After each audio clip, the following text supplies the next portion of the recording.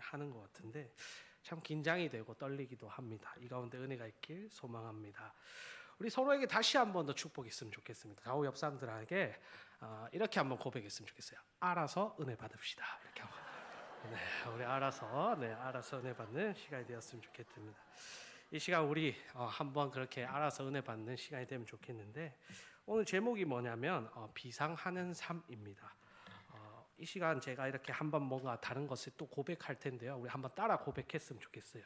절대 한 번만 고백해 주시면 감사하겠습니다. 비가 올 때 우산이 필요하고 햇볕이 쬐면 양산이 필요하고 천국에 가려면 예배가 필요합니다. 여러분 아멘이십니까? 네. 비가 온 날에는 왜 우산이 필요할까요, 여러분? 네. 여러분 몇몇 분들은 또 심각하게 생각하시는 것 같은데 이럴 땐 되게 단순하게 접근해야 됩니다. 비가 오면 다 젖기 때문이죠. 햇볕 쬐는 날은 왜 양산이 필요할까요? 근데 양산이 없으면 자외선에 노출돼서 이 살이 타기 때문입니다. 문제는 우리가 이 땅을 살아가면서 어차피 무언가를 짓게 되는데 뭐를 짓게 되죠? 죄라는 것을 짓게 되어 있습니다. 우리는 인간이기 때문에 죄를 안 짓고는 살 수가 없어요. 우리는 이 죄를 지으면서 삽니다. 그죠? 우리는 이 세상을 살아가면서 그럼 다시 한 번 더 질문할게요. 죄를 지을까요? 안 지을까요? 네, 죄를 짓습니다. 여기서 안 짓는다고 하시면 굉장히 복잡해집니다. 우리는 죄를 지을 수밖에 없는 그러한 존재입니다. 다만 얼마만큼의 죄를 짓느냐는 것입니다. 우산을 쓰고 가더라도 몇 방울의 비를 우리는 맞게 되어 있습니다. 그나마 우산이라도 있어야 조금 덜 맞는 것이고 햇빛이 쬐는 날에는 양산이라도 있어야 조금 더 덜 타게 됩니다. 그나마 그러면 우리에게 예배라도 있어야 우리 죄 가운데서 회개라도 할 수 있고 우리의 마음을 정결하게 할 수 있다는 겁니다. 그것이 바로 예배입니다. 일주일에 우리가 단 한 번의 예배를 드리고도 천국 갈 수 있다고 말하시는 분은 진짜 믿음이 좋으신 분이거나 믿음이 안 좋거나 둘 중에 하나입니다. 저도 일주일 내내 예배를 드릴 때에도 짜투리 시간에 죄를 짓게 되는 저의 모습을 보게 됩니다. 그게 어떤 때인가 하면 제가 운전할 때 좀 그렇습니다. 전 특별히 남들과 다르게 예전에 사고가 있어서 이렇게 좀 방어 운전을 좀 심하게 천천히 합니다. 그러다 보면 도로 위에서 상당히 저를 무시할 때가 많아요. 그래서 은근슬쩍 이렇게 무시를 당하다 보면 저도 모르게 생긴 피해의식 같은 것입니다. 누군가 끼어들기 시작하고 누군가 신호를 지키지 않을 때 저도 모르게 짜증이 확 나더라는 거죠. 짜투리 시간에도 누군가를 질투하고 미워하고 죄를 짓게 된다는 것입니다. 그렇기 때문에 옛날 우리 어르신들께서는 주일 예배, 수요 예배, 금요 철야, 새벽 예배, 토요 기도회, 부흥회 등등 쉬지 않고 달렸던 것 같습니다. 그렇게 한국 교회는 예배를 드리고 더 죄지어야 될 사람들이 누르게 되고 포기해야 될 사람들이 다시 한번 도전하게 되는 놀라운 역사가 있었습니다. 그렇기 때문에 저와 여러분들이 지금 이 예배가 있다는 것에 참 감사해야 됩니다. 우리의 예배 또 우리의 교회가 어떤 예배가 되어야 한다면 천국 가기 위해서는 이 예배 자체가 귀한 예배가 되어야만 합니다. 오늘 제목이 뭐죠? 네, 비상하는 삶입니다. 여기서 말하는 비상은 뭘까요? 삐뽀삐뽀 아닙니다, 여러분. 네, 비상은 날아오르는 비상입니다. 우리에게도 힘들고 어려운 상황이 올 수 있을 것입니다. 그럴 때 우리는 어떻게 해야 될까요? 날아올라야 된다는 것입니다. 우리나라의 대다수 아버지들은 어려움에 빠지면 어디에 가죠? 밤마다 술집을 갑니다. 가장 위험할 때, 가장 짜증나고 화가 날 때, 술 안 마시면 못 자는 사람이 정말 많습니다. 왜냐하면 거기에 김 과장도 죽여야 되고 최 사장도 죽여야 되고 뭐 박 부장도 죽여야 되고 죽여야 될 사람들이 너무나 많습니다.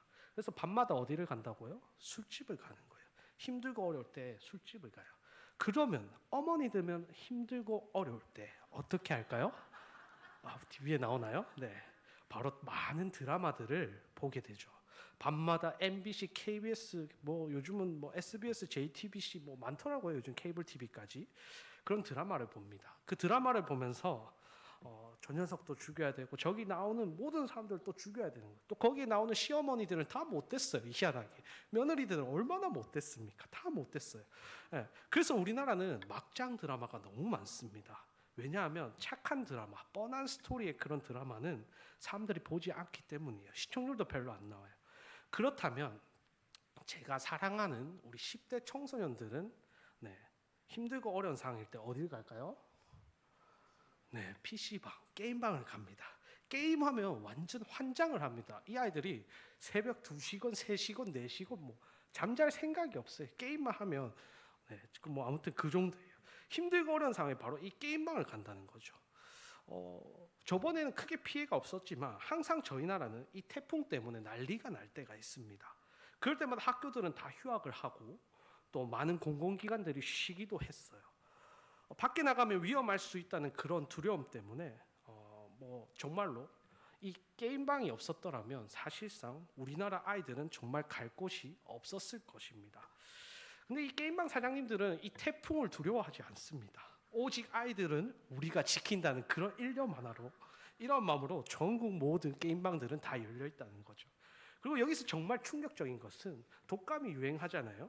이 독감이 유행하는 모든 곳곳에도 게임방에서는 독감이 발생하는 아이가 단 한 명도 없다는 것이죠. 노래방에 가도 나오지 않습니다. 무슨 말이냐면 학교가 휴학할 필요가 없다는 거예요. 그러니까 이 독감에 대한 공포와 두려움, 아이들은 무서워하지 않는다는 겁니다. 아이들의 그 스트레스를 게임으로 푼다는 거죠. 그럼 청년들은 어렵고 힘든 상황일 때 어떻게 할까요? 청년들은 연애나 그리고 알바 같은 것을 합니다. 더 열심히 일을 해서 자기가 하고 싶은 것들, 요즘 욜로 인생 이런 얘기 많잖아요. 사람들은 아무튼 이런 인생이 힘들고 어려운 상황일 때마다 어떤 일을 하느냐가 그 사람의 미래라는 것입니다. 여기서 한번 생각해 보시길 바랍니다. 그렇다면 우리는 이러한 어려운 상황일 때 무엇을 하는 사람들이어야 될까요? 어떤 일을 해야 할까요? 우리는 예수 믿는다고 해서 좋은 일만 계속 있는 거 아니지 않습니까? 어려운 일이 많이 생깁니다. 그렇지 않습니까? 우리에게도 언제든지 위기의 상황은 있습니다. 어려운 상황이 찾아왔을 때 우리가 술집을 갈 것도 아니고 드라마에 빠질 것도 아니고 게임을 할 것도 아닌데 어떤 비상을 해야 할지 오늘 시편 말씀을 통해 여러분과 나누도록 하겠습니다. 과연 다윗은 이 어려운 상황 가운데서 어떻게 극복할 수 있었을까요? 우리 시편 40편 1절 말씀입니다. 우리 한번 같이 함께 읽어보겠습니다. 시작.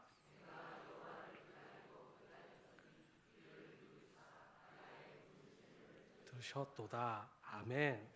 다윗이 왜 이렇게 하나님을 기다렸을까요? 예를 들어서 어린아이가 학교를 마치고 집에 갔습니다. 집에 갔는데 엄마도 없고 아빠도 없고 아무도 없는 거예요. 그럼 이 아이는 엄마를 기다릴까요? 안 기다릴까요? 네, 기다립니다. 맞습니다. 기다리는데 엄마가 밤늦게도 안 오는 겁니다. 기다릴까요? 안 기다릴까요? 네, 기다리죠. 왜? 배가 고프기 때문에 기다리는 거예요. 근데 엄마가 이 식탁 위에 3만 원을 놓고 갔어요. 3만 원을 놓고 갔는데 뭐라도 사 먹어 하면 아이가 기다릴까요? 안 기다릴까요? 네, 절대 기다리지 않습니다. 이 시대에 어떤 아이든 기다리지 않습니다. 지금 문제는 먹을 것도 없고 놀 것도 없고 돈도 없다는 거예요. 점점 배가 고파지면서 점점 더 어두워지고 무서워지는 그런 상황에 엄마를 기다립니다. 엄마를 기다리면서 뭐라 하겠죠? 빨리 오라고 난리가 나죠. 예수를 믿는 사람들은요, 굳이 그렇게 주님을 오래 기다리지 않습니다. 주일이 빨리 왔으면 좋겠습니다. 이런 거 거의 없습니다. 우리가 보면 주님을 자주 기다리지 않아요. 우리가 하나님을 기다리고 애가 타면서 기다리는 사람을 쉽게 만날 수는 없습니다. 여러분, 은혜가 너무 넘치면 여러분 문제가 됩니다. 은혜가 너무 과하면요, 여러분 선교사 하셔야 돼요. 네, 쉬운 일 아니지 않습니까? 근데 지금 이 상황은 주님을 간절히 기다릴 수밖에 없는 그러한 상황입니다. 왜 그럴까요? 우리 2절 말씀 보겠습니다. 네, 2절 말씀 함께 읽을게요. 시작. 웅덩이와 수렁에서 끌어올리시고 내 발을 반석 위에 두사 내 걸음을 견고하게 하셨도다. 아멘. 여러분, 나를 무슨 구덩이라 하고 있나요? 기가 막힌 구덩이와 수렁에서 지금 다윗이 어디에 빠졌다고 하죠? 기가 막힌 수렁에 빠졌다고 합니다. 사람이 살다 보면 여러분 기가 막힌 일들이 종종 일어납니다. 진짜 우리가 살다 보면 어째 나한테 이런 일이 일어날까? 여러분 한 번쯤 다 겪었지 않습니까? 밤새도록 공부를 했는데 국가시험에서 보러 갔어요. 답안지가 밀린 겁니다. 생각만 해도 아찔하지 않습니까? 이런 일이 생기는 거예요. 죽어라고 무슨 일에 올인을 했는데 망하는 겁니다. 새 차를 샀는데 그 차를 긁어버리는 거죠. 면접을 볼 때 면접관이 좋아서 들어갔는데 그 사람이 완전 이상한 사람이라든지, 회사를 처음 들어갔는데 자기 위에 바로 위에 그 상사가 군대의 후임이에요. 생각만 해도 아찔하지 않습니까? 기가 막힌 그런 일들이 생긴다는 거예요. 내 인생에 이 기가 막힌 웅덩이가 있다는 것입니다. 난 어떻게 이런 집에 태어났을까? 나의 환경은 왜 이렇지? 나의 직장은 왜 이럴까? 아니 어떻게 이런 사람들을 만나게 되었을까? 하물며 교회에 가도 기가 막힌 일들이 생긴다는 거죠. 예전에 그 전라도 광주의 큰 교회에 분열이 나서 둘로 이렇게 딱 갈라졌는데, 딱 갈라질 때 보니까 3분의 1이 신천지였던 적이 있습니다.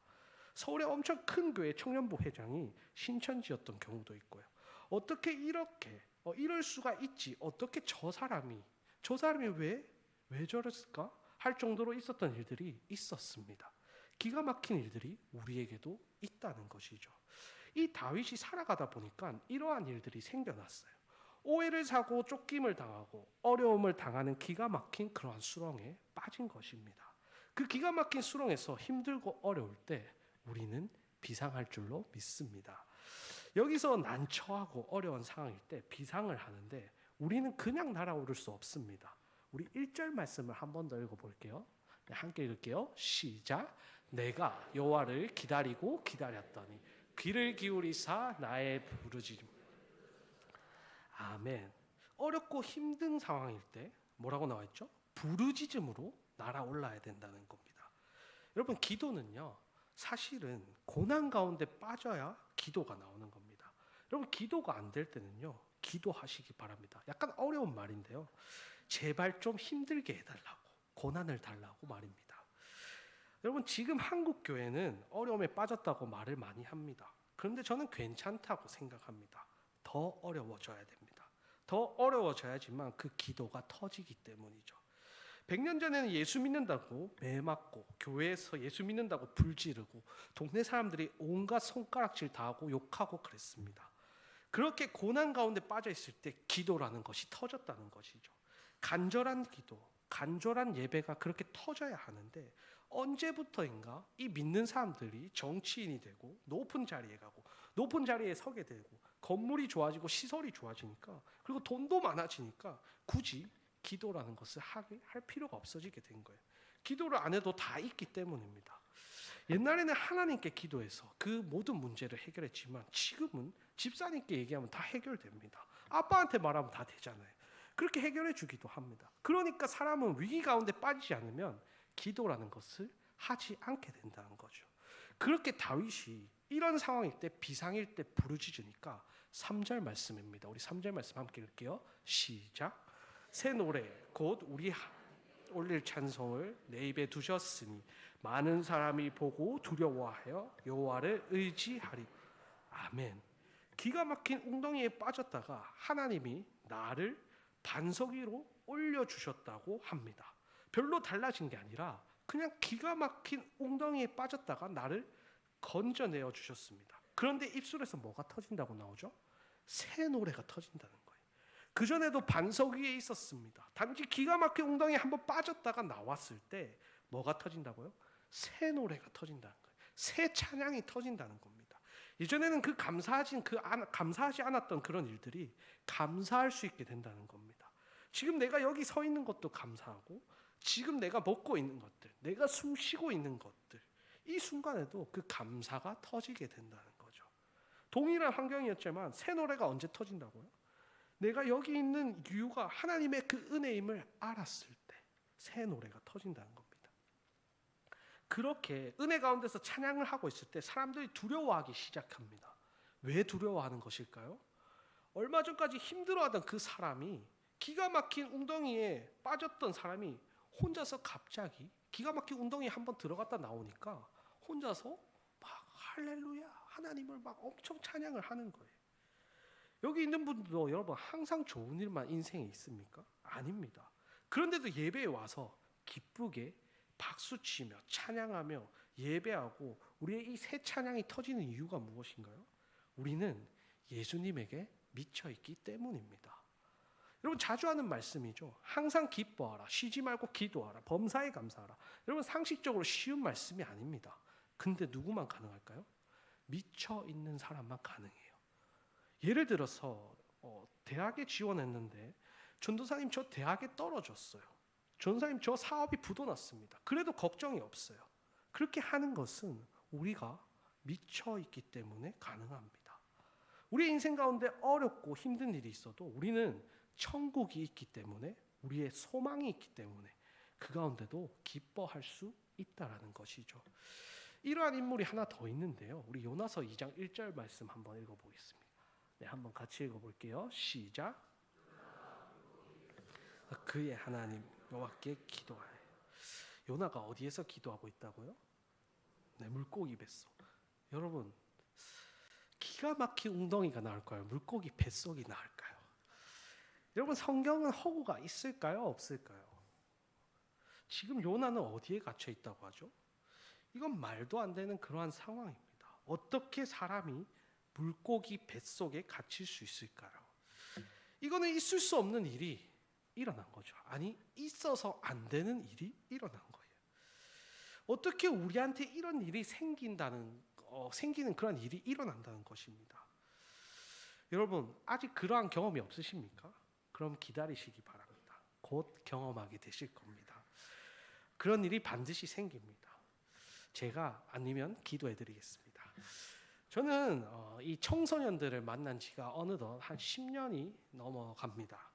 10년 정도 됐는데 저의 가정 이야기까지 하면 사실 오늘 집에 못 가실 수도 있어서 그게 궁금하신 분들은 청소년부 예배 오시면 되고요.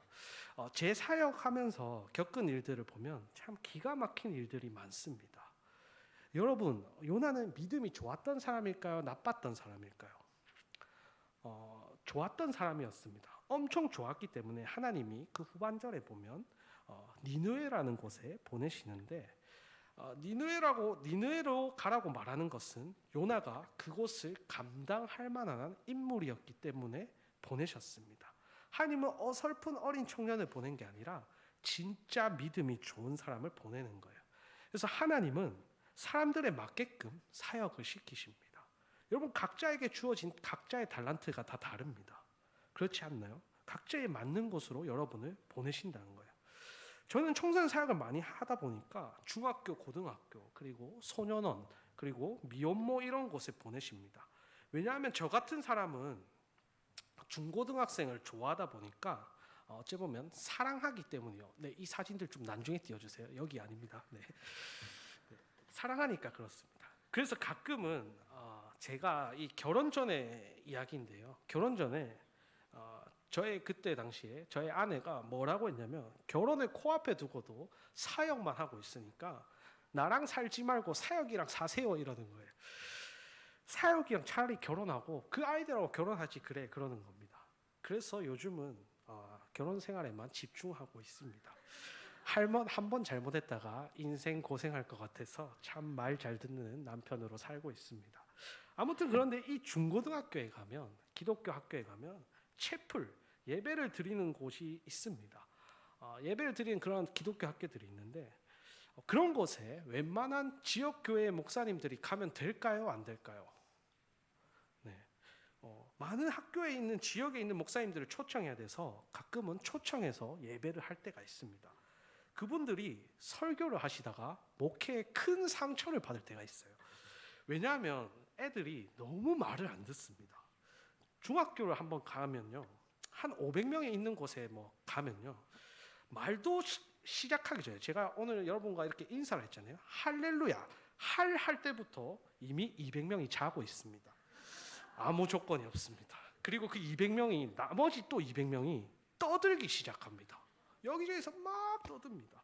엄청 심하게 시끄럽게 떠듭니다. 그리고 나머지 100명은요 팔짱을 딱 끼고 저를 딱 째려보고 있습니다. 예전에 그렇게 해서 그런 사역자분들이 도망가고 몇 번 본 적이 있어요. 근데 저 같은 사람은 이 청소년들 너무 좋아하다 보니까 그 아이들이 자고 있으면 고맙습니다 라고 합니다. 왜? 편하기 때문이에요. 자면 너무 편하잖아요. 그걸 떠들면 제가 더 크게 떠듭니다. 떠들면 그렇게 제가 더 크게 떠들면 돼서 행복합니다. 그리고 애들이 째려보면 저와 같이 눈싸움을 하기 시작하는 거예요. 눈싸움하면 나름 재미있거든요. 근데 이 충격적인 것은 이 자던 애들이 끝나고 나서 저한테 찾아옵니다. 그러면서 저한테 하는 말이 뭔지 아세요? 전도사님 은혜 받았어요. 이러는 거예요. 자고 있었는데 은혜 받았대요. 그럴 때마다 머리부터 발끝까지 소름이 쫙 돋습니다. 너 잤잖아 이러면 다 들었다는 거예요. 그래서 요즘 청소년들은 자면서 듣는 아이들이구나라는 생각을 합니다. 떠들면서도 잘 듣습니다. 여러분 이 상상 이상의 족속이라 생각하시면 편하실 겁니다. 혹 이런 중고등학생을 키우고 계신 부모님들 계실까요? 한번 손 들어볼까요? 네, 부끄러워서 손도 못 드시나요? 네, 그분들이 있다면 정말 주님의 이름으로 사랑하고 축복합니다. 힘내시길 바랍니다. 사실 저는 이렇게 눈이 초롱초롱한 이렇게 눈을 다 뜨고 듣는 예배가 참 불편합니다. 강대상에 서면 늘 걱정이 있습니다. 너무 저를 초롱초롱하게 보고 있기 때문에 적응이 잘 되지 않는 것 같습니다. 그런데도 제가 못하는 사역이 있다면 이렇게 어른들 앞에 서는 것이 참 어렵고 낯가림이 심해서 쉽지는 않은 것 같습니다. 왜냐하면 뭔가 정적이고 뭔가 이렇게 무겁게 뭔가 말씀을 잘 전해야 된다는 그런 부담감이 참 어려운 부분이 있는 것 같아요. 그래서 저도 이 한 5년 전에서야 5년 전에나 이렇게 강대상에 서봤었는데 이 강대상이 주는 공포가 있습니다. 이렇게 어찌 보면 트라우마 같은 거죠. 왜냐하면 제가 예전에 그 흰돌산 기도원 여러분 아시나요? 네, 흰돌산 기도원에 잠깐 좀 이렇게 생각을 잘못해서 간 적이 있는데 그때 기도를 하는데 하나님께서 환상을 보여주시는 겁니다. 제가 그곳에 서서 이 강대상에 서서 말씀을 전하고 있는 저의 모습을 보았을 때 충격이었어요. 그 뒤로 이 강대상만 보면 뭔가 공포증에 걸린 것 마냥 말이 잘 안 나왔던 것 같습니다. 심장이 쿵쾅거리기도 하고 뭔가 긴장이 많이 되는 것 같습니다. 제가 이 사역자 치고는 낯가림이 엄청 심한데 어딜 가나 그래도 말은 하는 편이거든요. 근데 참 어려운 것 같아요. 그러니까 이 요나에게 니느웨를 맡긴 정도면 요나가 보통 사람이 아니었다는 겁니다. 요나가 크게 잘못한 것도 아닌데 딱 한 번 거절했다가 이 꼴이 난 거예요. 그런데 이 적국에서 온 요나가 나라를 살립니다. 망해가는 나라를. 우리는 요나처럼 될지 안 될지는 모르겠습니다. 다윗처럼 될지 안 될지는 모르겠습니다. 요나처럼 도망갔다가 뱃속에 갇히는 신세가 될지 몰라도 다윗처럼 기가 막힌 웅덩이에 빠져서 허우적거릴지도 몰라도 한 명의 비상이 나라를 살렸습니다. 한 명의 비상이 믿음의 조상이 되었습니다. 여기서 우리가 살아야 한국교회가 살 수 있다는 겁니다. 여러분이 살아야 이 나라가 살 수 있습니다. 여러분이 예수님을 만나야 이 땅에 희망의 불씨가 될 것입니다. 우리 교회, 우리 다음 세대, 우리나라, 우리 예배가 살려면 여러분이 살으셔서 비상하시길 바랍니다. 힘들고 어려울수록 비상하는 삶이 되길 원하십니까? 그렇게 소망하십니까? 그러한 믿음으로 모든 상황 가운데서 지켜주실 하나님을 의지하는 여러분이 되길 다시 한번 축복합니다. 마지막으로 마지막 인물로 이제 저의 이야기로 좀 말씀을 맺을까 합니다. 저는 예수를 믿은 지 어찌 보면 이제 고등학교 때부터니까 만으로 거의 한 15년 정도 된 것 같습니다. 예수를 믿고 하나님의 삶을 살기 위해 이렇게 전전긍긍하던 한참 그렇게 사역을 많이 할 때 20살 때 이야기로 오늘 이 말씀을 맺으려 하는데요. 저는 20대 때 교통사고를 당한 적이 있습니다. 어느 때와 마찬가지로 교회에서 아주 열심히 섬기고 또 그렇게 집회를 도맡아 왔던 저가 어느 날 밤에 운전을 하고 집으로 돌아가는 길에 일반 고가도로에서 내려오던 그때 옆 차선에서 다른 어떤 차가 말도 안 되는 속도로 이렇게 제 옆을 치고 갔어요. 고가도로 위에서. 그래서 단순한 교통사고가 아니라 그 고가도로 위에서 제 차가 떨어졌습니다. 그래서 아주 아찔한 사고를 겪었습니다. 그때 저는 살았는지 죽었는지 기억이 나지 않았습니다. 깨어보니 병원이었고, 감사한 거는 몸에 몇 가지 이렇게 장기는 안 다치고 뼈만 좀 다쳤던 것 같습니다. 큰 사고를 당했는데도 몸이 참 건강해서 정말 다행이다라고 생각했을 때, 그때 저의 뇌에 이상 신호가 왔었어요. 그 해마라는 기억을 해주는 그런 장치가 있는데요. 그 장치를 제가 좀 다쳤어요. 근데 이게 희한하게도 모든 기억이 다 나는데 저의 10대 시절, 청소년 때 시절의 기억이 하나도 나지 않는 겁니다. 나는 어떻게 살아왔지? 어떤 친구들과 어떻게 학창 시절을 보내왔지? 이런 생각이 나더라고요. 그런 저의 중고등학교 시절을 다 잃어버렸습니다. 그래서 제가 병원에 신세를 6개월 정도 졌었는데, 그때는 몸을 회복하기 위해서가 아니라 기억을 찾기 위해서 병원을 다녔습니다. 그때 저는 감사하게도 아까 말했다시피 다른 것들은 다 기억하고 있었어요. 제가 20대 때 하나님을 열심히 섬기고 있던 그 모든 기억은 다 살아 있었습니다. 그래서 그런 것들은 다 기억하고 있었기에 하나님의 존재에 대해서는 그 확신을 갖고 살아갔습니다. 그래서 기도했습니다. 하나님, 내 삶의 소중한 그 10대의 그 시간을 다시 기억하고 싶습니다 라고 기도했어요. 그때 저의 삶이 비록 방황하고 힘들고 어떠한 삶을 살았는지 모르지만, 또 비록 뭔가 잘못을 저질렀을 그러한 삶을 살았을 수도 있지만, 하나님께서 그때의 저의 삶을 통해 하실 일이 있지 않겠습니까? 라고 하면서 기도했던 것 같습니다.